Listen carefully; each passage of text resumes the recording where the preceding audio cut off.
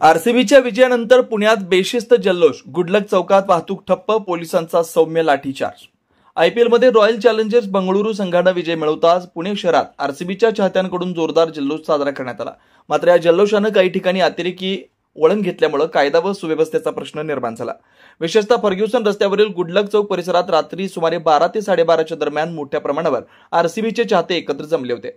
यावेळी अनेकांनी फटाके फोडले, गाड्यांवरून ध्वज फडकावले आणि जोरदार घोषणाबाजी केली। काही युवकांनी रस्त्यावरच डान्स करण्यास सुरुवात केल्याने वाहतुकीत अडथळा निर्माण झाला आणि संपूर्ण परिसरात प्रचंड वाहतूक कोंडी झाली।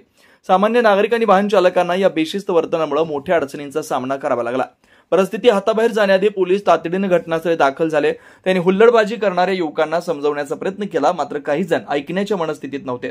परिणामी पोलिसांनी सौम्य लाठीचार्ज करत जमाव हटवला आणि वाहतूक सुरळीत केली।